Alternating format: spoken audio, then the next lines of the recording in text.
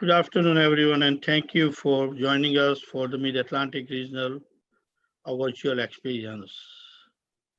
This has been great event so far.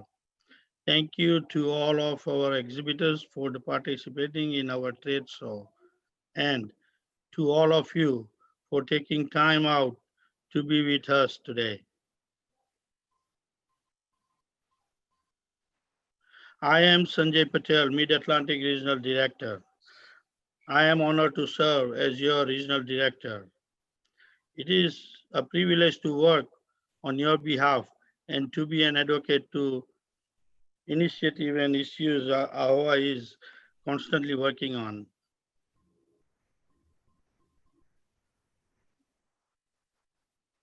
I would like to thank our sponsors, Chase and RLH Corporation.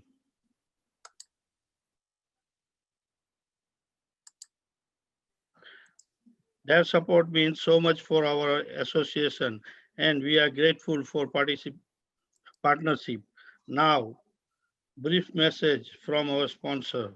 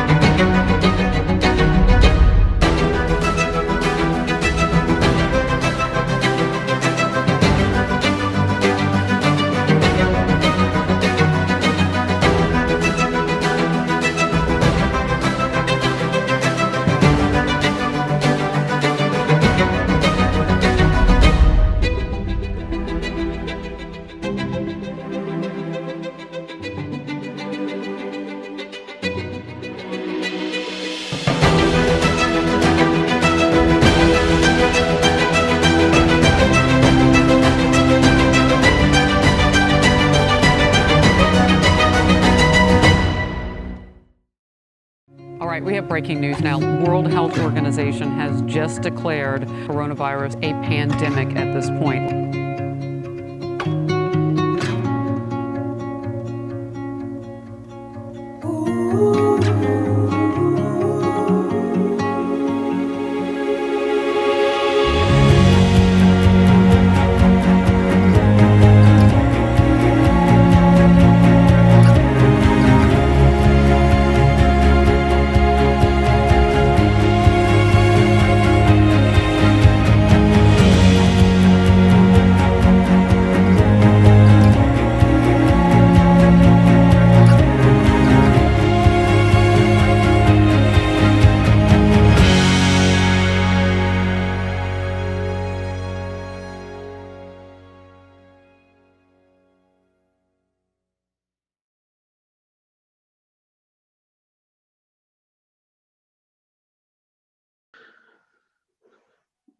This is my team, Mid-Atlantic Regional Ambassador team. Your involvement is key to AAHOA success. Our office, our board, and our ambassador are all volunteers. I would like to recognize our Mid-Atlantic region ambassadors. They work tirelessly to support AAHOA in our region. Arav Nayak, Iman Bhatia, Jay Patel, Kenis Patel, Mahendra M.Z. Patel, Montu V. Patel, Neil Parikh, Priya Patel, Purav Patel, Purvi Panwala, Rajesh Patel, Rakesh Patel. I would also like to recognize the Mid-Atlantic region 2019 Premier Ambassador, M.Z. Patel. He went above and beyond in service to AAHOA and to our nation's hoteliers, and we are grateful for his service. Thank you to all our ambassador and for all you do for our region. Now let's take a moment to review our regional performance. As you can see, the Mid-Atlantic region has 661 members, 469 lifetime members. I urge you to encourage your network to join or renew their AAHOA membership. Hoteliers are struggling right now, and we need to rely on each other more than ever. If you have friends and family members who is not yet our members, help them out.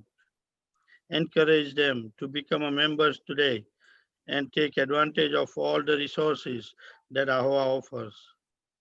As a reminder, AHOA membership is free for those who own RLH Corporation and G6 franchise. Also, if you or your fellow hoteliers is a Wyndham franchise who has never been AHOA members, you too are eligible for free membership. This year, our region has raised $19,196 for the AHOA pack.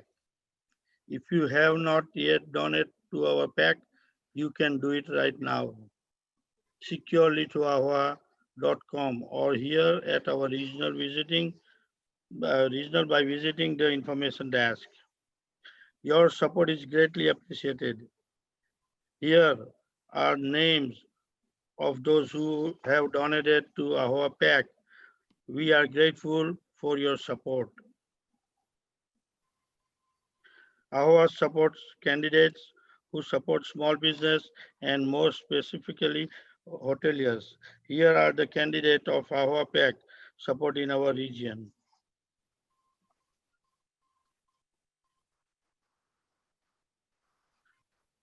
We work best when we work together. I am proud of what we have accomplished, especially in the face of this pandemic. I'm grateful for your support and your participation, especially all of you who updated your property data through myahoa.com. When you update your property information, it helps us help you, such as when we are talking with brands, vendors, or elected officials. It helps us paint a more complete picture of your influence as a job creator and leader in business and in your community. We also need your emails and cell phone number. And be sure to opt in to receive the latest news, update, and special deals. Please take a few minutes today. Update your property information through myahoa.com and help us to be better advocates for you and best communicate with you. We have several important events coming up, including additional regionals. Log in to ahoa.com every day to find new events to attend, even virtually. We add new ones every day. I'm looking forward to great year. In few moments, we are going to get an update from AHOA women hoteliers and young professional hoteliers brought to you by Marriott.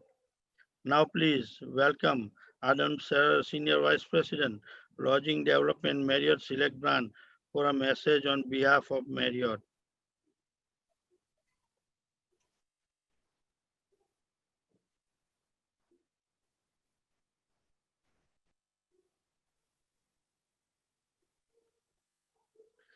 Thank you, Adam.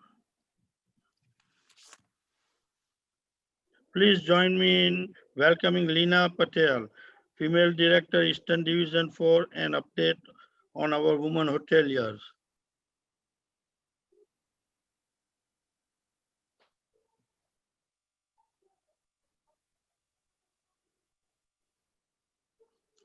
Thank you, Leena. Now we will hear from Baik Patel, Young Professional Director, Eastern Division, for an update on the next generation of hoteliers.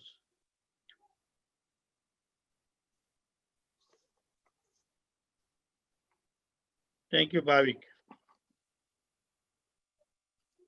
It is my privilege to introduce our panel, who will be discussing the 2020 state of the lodging industry and top issues in our region.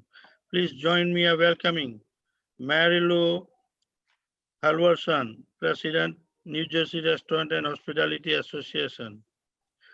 John Longstreet, President and CEO, Pennsylvania Restaurant and Lodging Association. Montu Patel, President, Innovative Hospitality Management.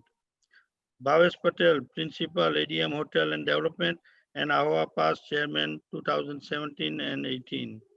And Kathy Sikonfri, Director, State and Local Government Affairs, AAHOA, who will be moderating our panel. Great. Thank you so much, Sanjay. And thank you again for everyone who's joining us for today's event. I'm Katie Sikanofi, and I'm the Director of State and Local Government Affairs here at AAHOA, and I will be moderating today's discussion. At AAHOA, we're doing everything we can to help and support you during this challenging time for this industry. And today's panel is designed for you in mind. We want to make sure that you have access to the latest information on the state of our industry and advocacy issues in the Mid-Atlantic region. And we have a wonderful lineup of industry experts and leaders joining us today. But I wanted to give each of our panelists a minute to introduce themselves before we get started in today's discussion. So I'd love to start with John Longstreet from the Pennsylvania Restaurant and Lodging Association. John, can you tell us a little bit about yourself and your organization? You bet, Katie. Thank you very much for having me with you today.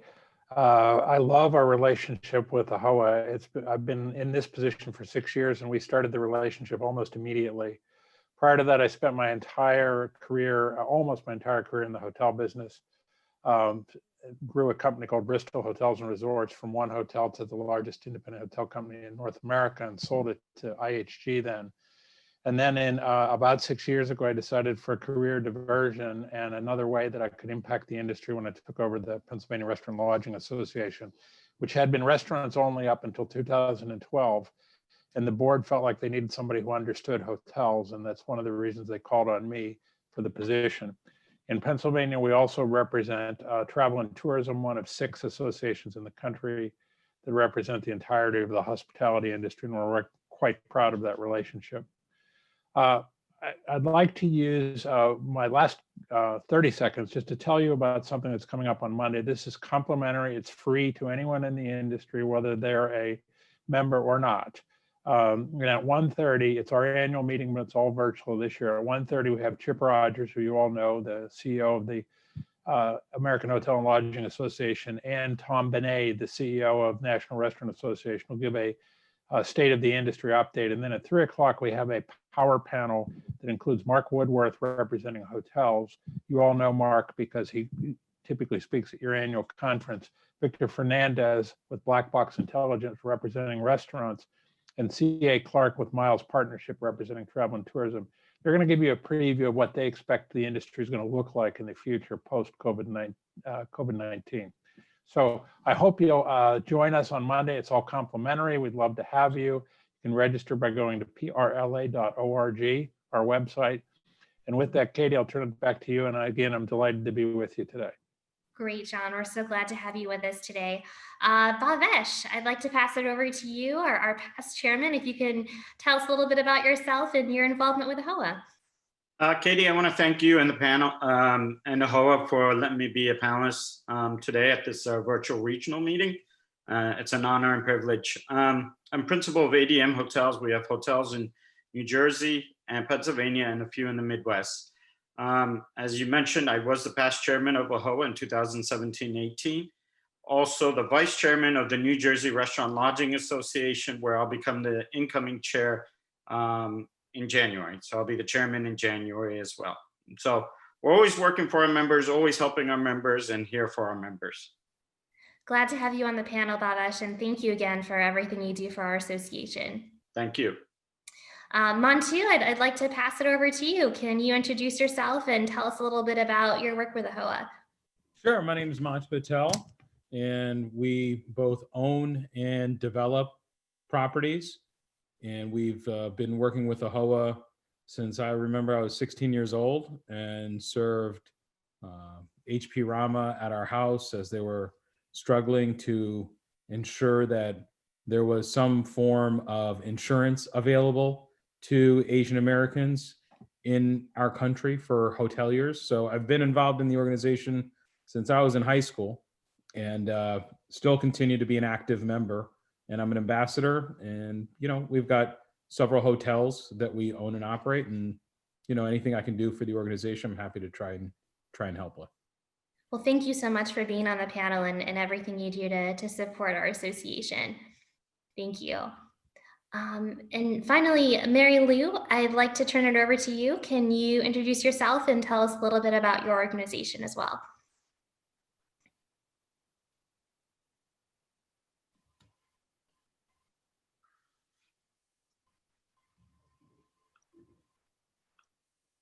Sorry, I was on mute. Oh, I'm Mary Lou Halverson. I'm the president and CEO of the New Jersey Restaurant and Hospitality Association. Like John, we represent restaurants, hotels, and many other tourism attractions throughout the state. I've been with the organization 8 years. My very first day with the association was Hurricane Sandy, the day that it hit New Jersey. And now we're in a pandemic. So I don't know if that's God's way of telling me maybe it's my time to go, but it's been a long road, but it's been partnerships like AAHOA that have made it so much easier. I just want to thank Katie, because Katie just does such a great job. We've been partners with AAHOA like John since the beginning, and I love the symmetry and the work that we do together. Also, John Longstreet too is a great state partner. I'm honored to kind of border a state with him. I learn a lot from John. He does a great job in New Jersey. And again, it's going to really mean all of us to get through this pandemic together and really being collaborative and getting best practices on how do we get our small business community back up and running. And those are some of the things that we're working on in New Jersey. And again, I'm looking forward to working with Bhavesh Patel, who I know is going to be an excellent chairman next year. He's already kind of jumped in with both feet, and so we're not letting him go. So thank you. thank you so much, Mary Lou, and thank you again for everything you do to advocate for our members in New Jersey. So thank you again for all of our speakers joining us for today's panel. We have lots of great questions today, and just wanted to get started. So the first question I wanted to direct to Mantu and Bhavesh, and it's a big picture question, and that is, we know that the industry is going to change from COVID-19. What elements of the hotel experience do you truly think that we can change to the benefit of the owner with little impact to the guest? Sure. So I was actually on a panel yesterday with Hilton and AAHOA, and we discussed a similar topic. And the piece that I said was stay over guests and stay over room nights would change how we service them. Typically, our guests are used to us going into their room on a daily basis and cleaning the room, having a light touch during their stay. And I think that's one of the amenities that we provide that is it has gone away during COVID. And I'm not sure the guest is really interested in that coming back. And that's a two-pronged approach. One is it's a cost savings for us as operators. And two, it's a guest satisfier in that they're not really interested in having a person come into the room any longer to ensure that the space was clean before they got there. And now they're in there and they want it to just remain as they've kept it until they depart.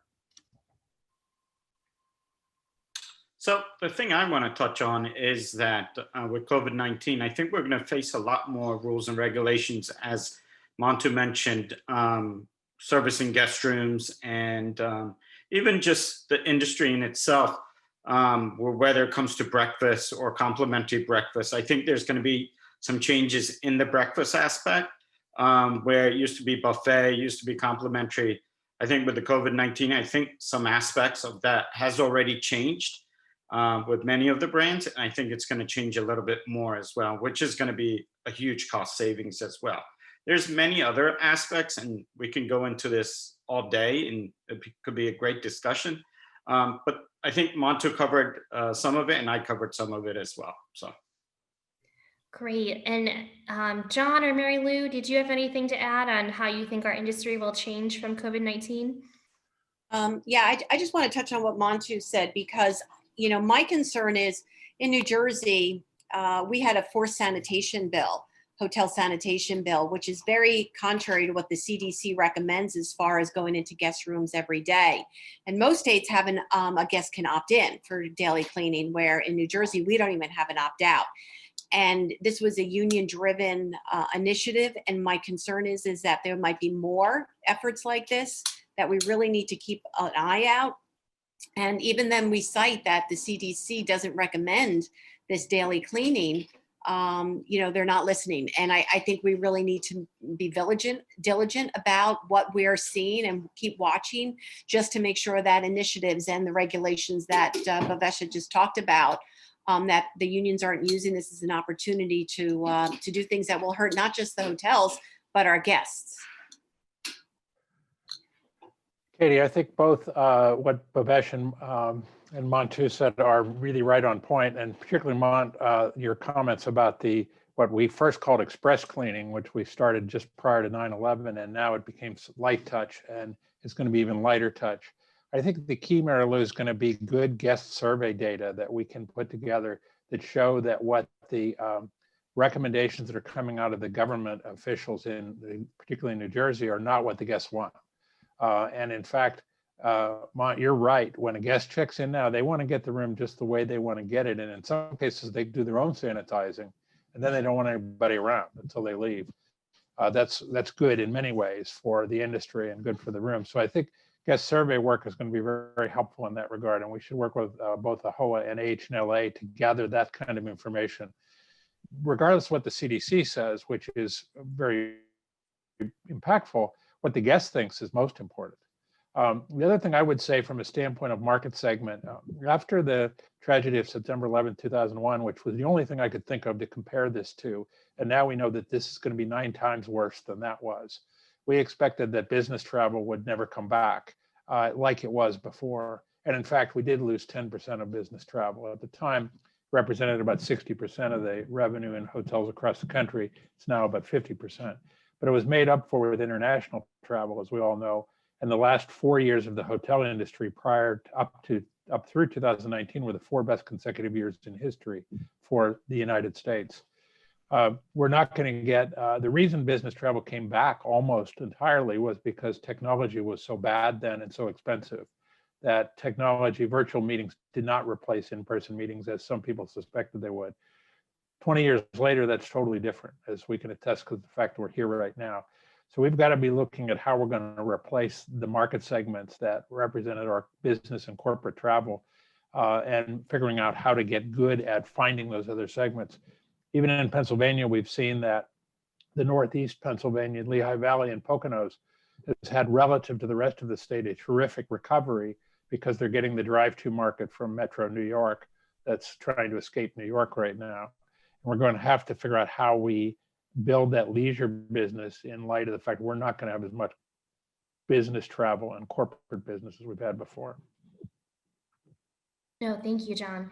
And then as our industry is facing this incredible challenge, and we're changing the way that we do business, advocacy is just really more important than ever. And I really wanted to focus on state and local advocacy. And Mary Lou, I wanted to start this question with you, and then I'd love to hear from the rest of our panelists. What message are you giving to lawmakers and state leaders right now about the need to allow our businesses to operate? Are they asking for industry policies and procedures? And when you speak with lawmakers and kind of share the dire forecast that our industry is facing, what's been their reaction? I mean, I think they get the immediate, right? How Main Street businesses, the tourism industry was impacted. Now, I will say here, especially on the Jersey Shore, it wasn't as bad as people had, I think, originally feared, because we're in between 2 major markets. We had a lot of people coming from New York and Pennsylvania, coming to New Jersey to enjoy the beaches. But as this pandemic and as we head into winter, we know that this is going to force not just our industry, but downtown Main Street small businesses to close. And then what are the residual effects? And one of that is, quite honestly, you'll see businesses walking away from their investment. And we've seen that. And what is the impact going to have on local taxes, school taxes? within New Jersey, and I'm sure it's probably very similar in Pennsylvania, but in New Jersey, a large percentage of your property tax and the taxes that businesses pay support the schools. Well, when you don't have a thriving business economy, who's the first thing that, or the most thing that's going to be impacted is going to be the local schools. And I think that that's what you need to really make them understand is, because we talk about, how it impacts the businesses. We talk about how it impacts the employees. But we really need to make sure it's hitting home, knowing that we got to make people care that don't normally care about our industry. Moms, the school boards, the people that are going to all of a sudden now their property tax is going to go up because they don't have businesses to counter how much they're paying in property taxes. And those are the messages that we need to sell. And we also need to talk about how, as an industry, the protocols that we have in both restaurants and hotels are, just, so great. So, I think that we've got to continue that. We are much more sanitary than if you walk through a Walmart. And we didn't understand why those were allowed to remain open, and then all of a sudden, we were shut down. And also what we do for the community as far as support. I know here in New Jersey, and I'm sure in some of the other states, our hotels were the first ones to step up and offer to work with Department of Homeland Security and Health and Human Services to become a place where out-of-state emergency or healthcare workers could come, a place where people could quarantine. And when you do not have community partners like the lodging and restaurant industry, it affects the whole state. And we really just have to be good about being good storytellers and making sure that it hits home and to people that are not our normal audience, because it can't just always be about advocating to lawmakers. It has to be about advocating to the general public. No, that's great, Mary Lou. Very, very, very helpful. And it's something that we never really think about. We always think about lawmakers being the primary folks to target, but you're right. It really is the folks in the community that will be negatively impacted if our industry continues to suffer. That's a really great point. John, I also wanted to give you the opportunity to talk a little bit about what you're doing advocacy-wise in Pennsylvania as well. There's never been a situation like this before as it relates to GA or government advocacy. Never. There's never been a case where one person has garnered so much power, unilateral power to make decisions that the legislature has no power to participate in, and that the courts, at least in the case of Pennsylvania and many other states, all maybe except Wisconsin, have supported the actions of of this one person. And of course, I'm speaking of the governor. That makes it totally different than anything we've ever faced before. Before, you could make a good argument, put some money in the right place, get a grassroots effort, and convince enough legislators to support your cause. That no longer matters, because if the governor does not believe in the cause, then he has now the unbridled authority, he or she, to do whatever they want to do. So that makes it totally different. And as an advocate for the industry, as Mary Lou and most of our other 50 counterparts will attest to, makes it one of the most frustrating things we've ever been through. You guys are frustrated, and I can't even imagine, I can't even begin to complain compared to how frustrated you must be. But that's what makes it so different this time. In Pennsylvania, we have a majority House and Senate, and that recently, and a bipartisan bill passed 2513, which was good for both hotels and restaurants. And it was a veto-proof piece of legislation. To get that done at this time was almost impossible. We did it through grassroots efforts and through roundtable meetings with many of you attending. Bhavesh was at many of those meetings. And but in the end, the governor used powers that only he has to flip enough legislators to sustain the veto. So this is a situation there is no, we keep saying there's no playbook for COVID-19. There's also no playbook to address this. So like Mary Lou, we took three simultaneous paths. One was to try to work with the governor. The second was to try to get the legislator to pass laws that would give some relief to the industry, not only in financial relief, but also in getting them up and running again, because we all know the states don't have enough money to save the industry. And then thirdly, the court of public opinion, which Mary Lou addressed, which I think is really, really important. That said, we have had over 3 billion impressions in the media in Pennsylvania and nationwide about the fact that 25% is no safer than 50% as far as capacity goes, and that group sizes, by limiting group sizes for your banquet rooms, you're actually increasing the spread by driving people into unsafe conditions. Almost all of our media has been 99.9% has been positive, and yet the governor has an uncanny ability to totally separate the economy from the safety in his mind. His comment is, first, we're going to kill the virus, then we'll deal with the economy. Well, we all know it's a long time till we kill the virus. So what we've tried to do is that three-prong approach. We've had some success because we did get some good concessions out of the governor, not where we need to be. And we got a piece of legislation passed that was phenomenal with a veto-proof majority. And now the focus is so heavy on aid that we will get some meaningful aid packages to both hotels and restaurants. But it's a situation that nobody could describe what's the best approach to it because it's never been done before. No, thank you, John, and thank you for what you're doing to advocate for our industry in Pennsylvania.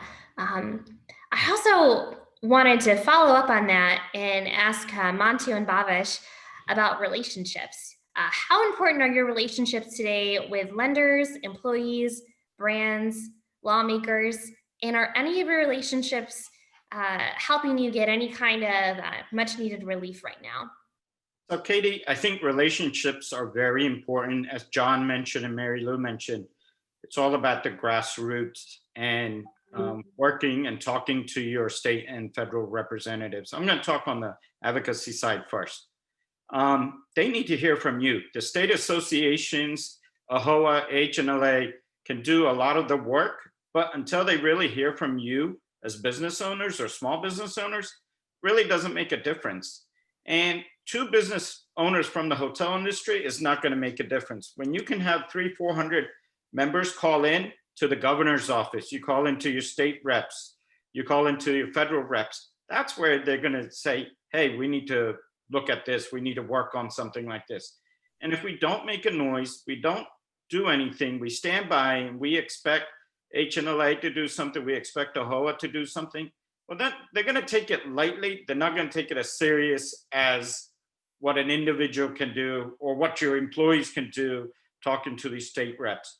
So I think that's key. It's grassroots, as John mentioned. We were on some calls with some of the Pennsylvania representative, and I think it hit home with them. And I think we need to do the same as business owners. You've got to hit home with these guys. If you look at some of the other industries, you look at some of these moms in New Jersey, they didn't open indoor sports because the governor thought it would be a good idea to open indoor sports. He opened it because he was getting pressure from a lot of the parents. And that's what we got to do in our industry as well, whether it's the hotels, whether it's the restaurant, or all together, we got to work together and get the message across. When we do these advocacy days, when we do these letters, we need to all take part in it. We can't just have 10 people take part in it. We all need to take part in it.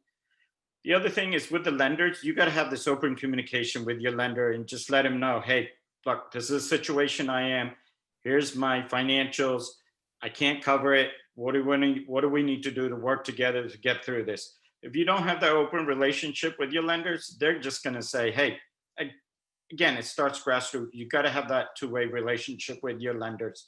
You got to let them know. And most of our lenders have been willing to work with us, been able to give us some time, relief, whatever it may be. And they're still willing to do that.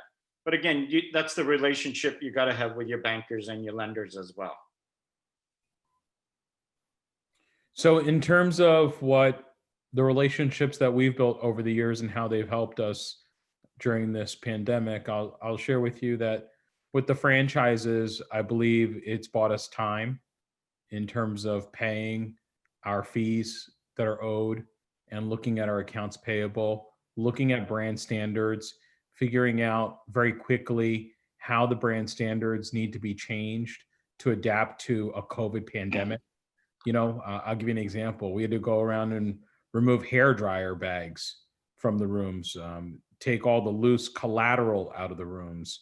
You look at a room pre-COVID and a room now, and you will see a very slim down offering in terms of things that cannot be cleaned every day.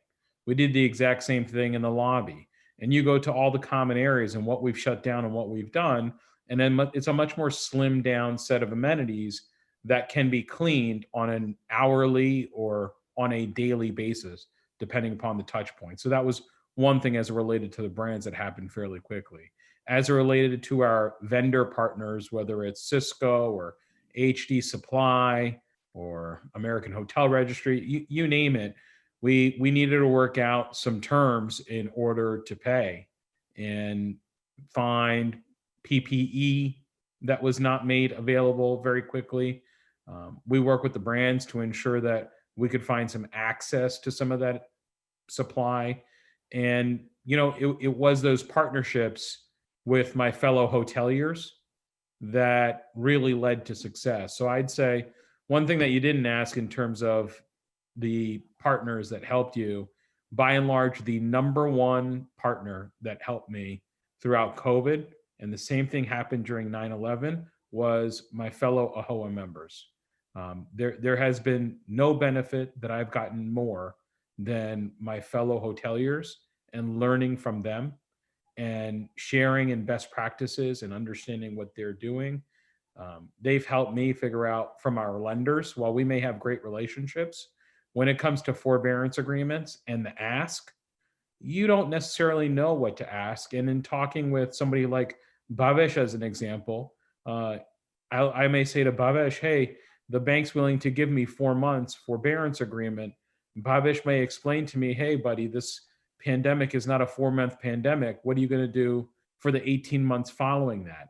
And I think that those kinds of conversations are what's necessary in order to foster a healthy dialogue with your partner that you're talking about and what your question is directed toward.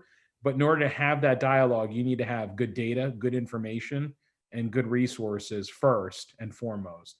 And so I'd say the place where I really hit a home run is through my contacts through AAHOA. Thank you, Montu. And I love to hear that, that as an association, we're kind of a big family and working together to help everyone get through this and to providing as many resources as we can. So thank you again for sharing that. Also on the relationship side, I wanted to talk a little bit with John and Mary Lou and say, what's the best way that hotel owners can build those relationships for state officials? What are some easy ways to do that? Well, we're in the hotel and restaurant business, and most of your hotels have restaurants too. So one of the best ways to do it is get them into your operation and show them what it's about. Everybody loves hotels and restaurants, and it gives them a chance to meet some of your team members, to meet real constituents, and I think that's and learn a little bit about our business. Bhavesh mentioned earlier the roundtables that we've done. You should sign up for those. A lot of people are afraid to. They think, well, what if I get asked a question or say something stupid? There's no such thing. And the elected officials love seeing their constituents around them. When we've done the roundtables this time, since they're all virtual, but an amazing turnout of both legislators and members, and we invite everyone, member or not. We had over the period of the 13 roundtables, we had over 200 legislators attend those and hundreds of members and non-members. And it's very impactful and a way for you to get to know them in a very quick way, where you're meeting 5 or 6 or 7 legislators in your area. And if you're a multi-unit operator, there might be in many regions that you're in. And then just reaching out to them.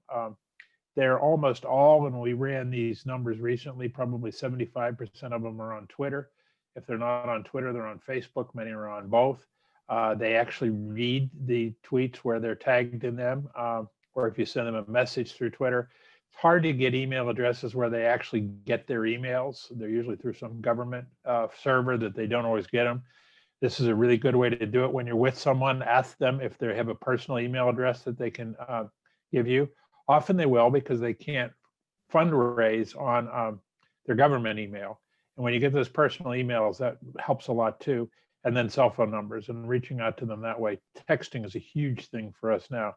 When we almost had the 5% increase in hotel tax in Pennsylvania, it was literally the text from hundreds of hoteliers around the state in less than 8 hours, it stopped that in its tracks.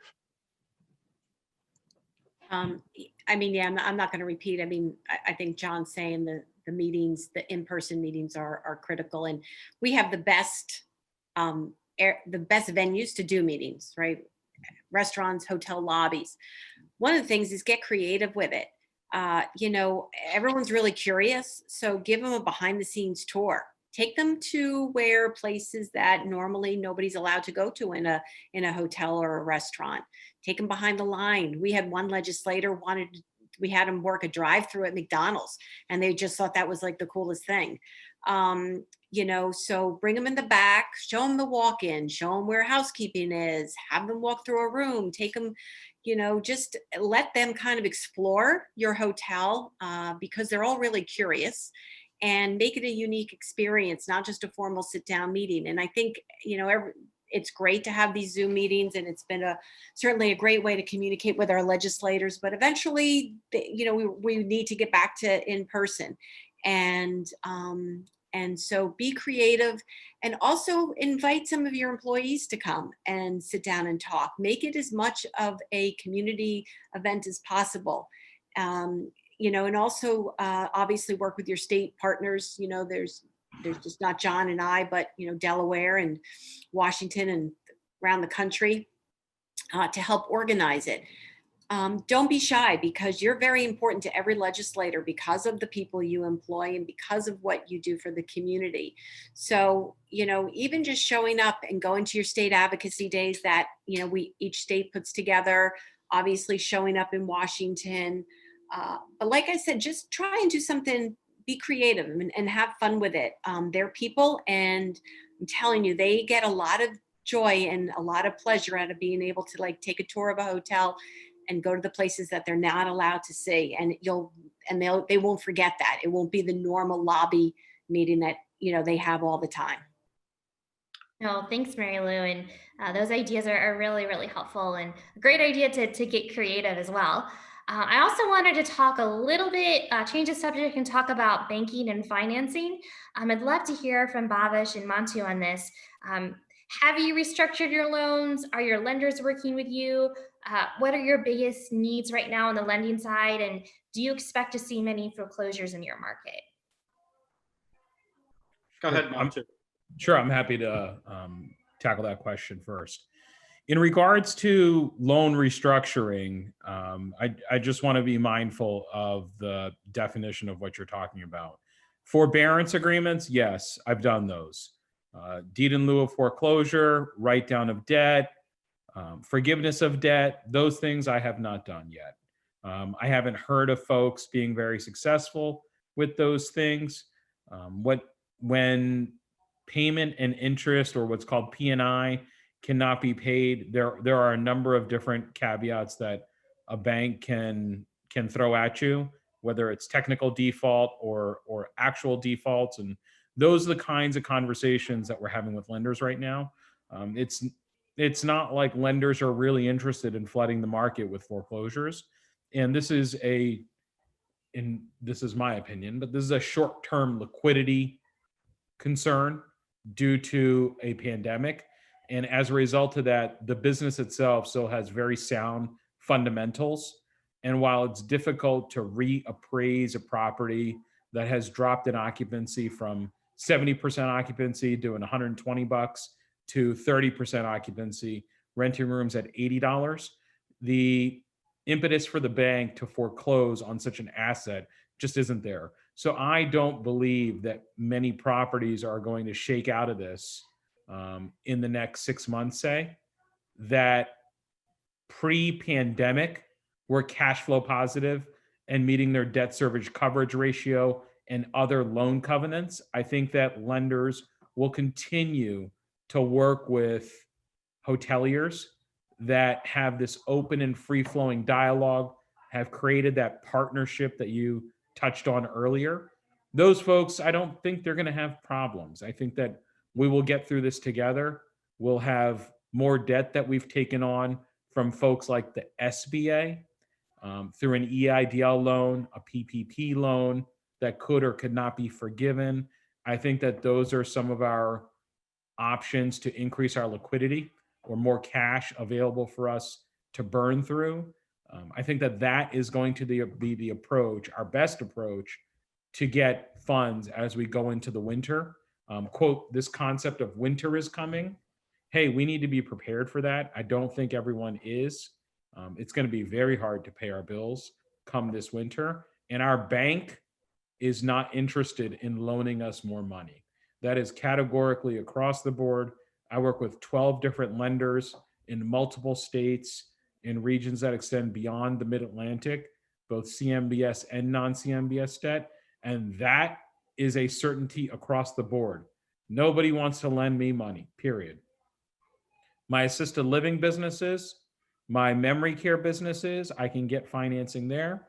If you mention the word hotel, it is dead on arrival. So hopefully that answers your question. No, it certainly does. Bhavesh, did you have anything you wanted to add? No, I think I covered it earlier. Again, it's just that relationship that you've got to have with your banks, your institutions, and just let them know where you are, where you stand, provide them the financials that they're looking for, and let them know that, hey, this is a situation right now. You might be able to make payments, you might not be able to make payments. I know during the last 6 months, SBA did step in and covered most of loans for 7A and 504 loans for 6 months. So that was a big help to smaller properties or mid-scale properties that had SBA loans. But now, as we're going into the winter months, we don't know what that's going to look like. And you've got to have these conversations if you have not started these conversations. So whether it's a CMBS loan, whether it's a conventional loan, whether it's recourse, non-recourse, you got to have these conversations. And I think Montu touched on a good amount of the other stuff. To No, thank piggyback you. on what Bhavesh was saying, there is some hope. It's not cheap, but you can get FF&E financing. You can get second mezzanine lending. It's not at the interest rates that you're typically used to, and they do have some bells and whistles to them in terms of interest prepayment. But folks like Ascensium Capital, Access Point Financial, there's a number of companies out there. Many are AAHOA vendor partners that you can get some money, a couple $100,000 for FF&E financing as an example, that could help you through the winter. So there are a couple of things out there that are not through the SBA that you have access to get, but it is not cheap money. You need to read and understand those terms. I've used American Express merchant financing back in the 2008 timeframe, and I thought that was quite good. No, thank you, Montu and Bhavesh. That's very, very, very helpful for our members. And then in just a few minutes that we have left, I always love to end our discussions on a positive note. And I would love to hear from all of our panelists. What's something that gives you hope for 2021?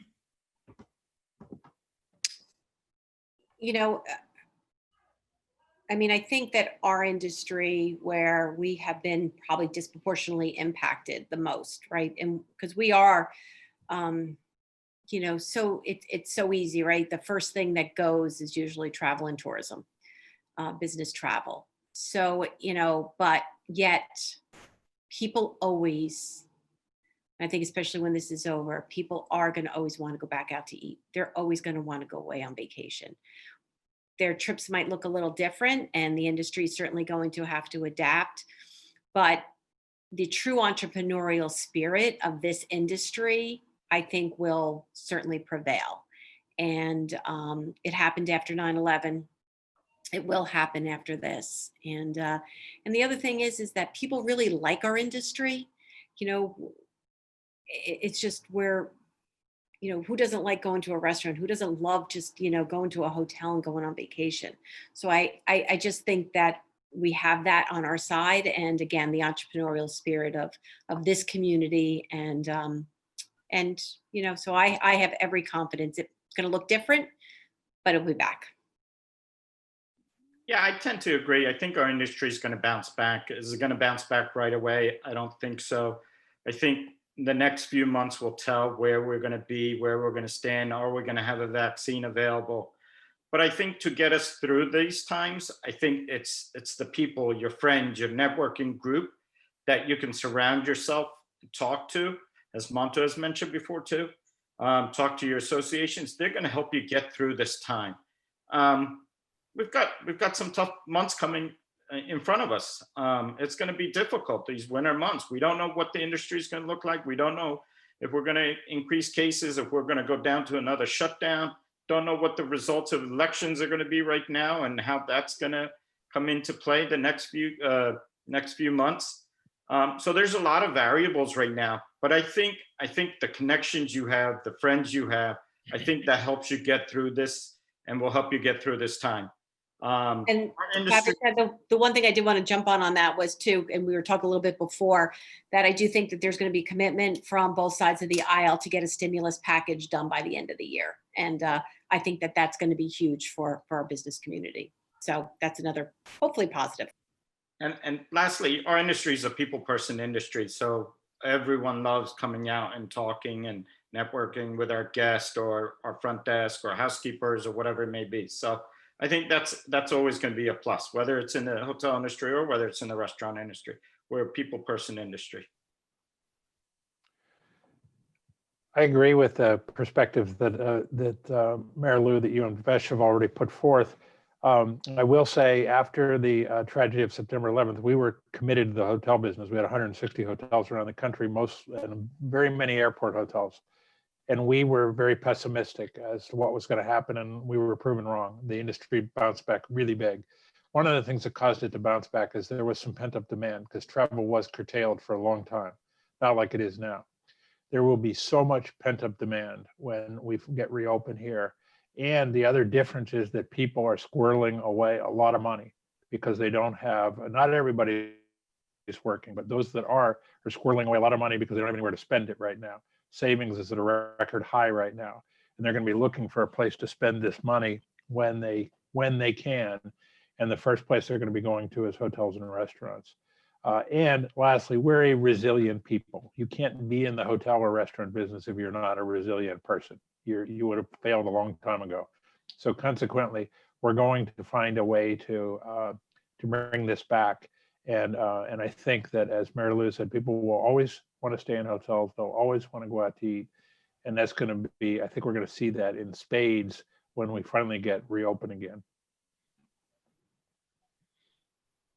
Katie, what gives me hope is something really simple. And that's my employees, my customers, and my investors. You know, when you talk to all three of those people, we're all on the same page. You know, and so when those three are aligned, you have nothing to worry about. And for those AAHOA members that may lose sight of that and get caught up in the worry, just go back to that. Just talk to your employees and your customers, and then go talk to your investors, which tend to be our family and friends. And I think you'll find hope. You know, this is not a doom and gloom situation.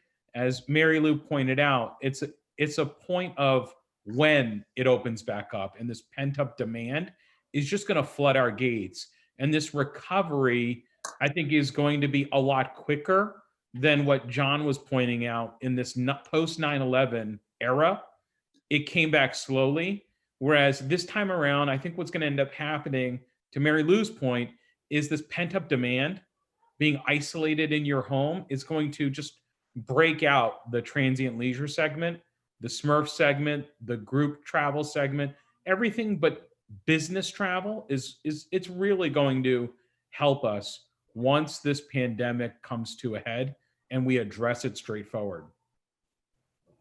Great. Well, that's the time that we have for our panel today. I wanted to thank Bhavesh, Mantu, John, and Mary Lou for taking the time to share their expertise today. That concludes our panel, and I hope you can join us shortly for an update from your officers in our auditorium. Thank you, Katie. Thanks to the great panelists. Thank you all for sharing your valuable perspective on our industry, and thank you very much. It was a great debate. And now I'm encouraging everyone to please head over to our auditorium to hear from your AAHOA officer. Thank you very much, guys.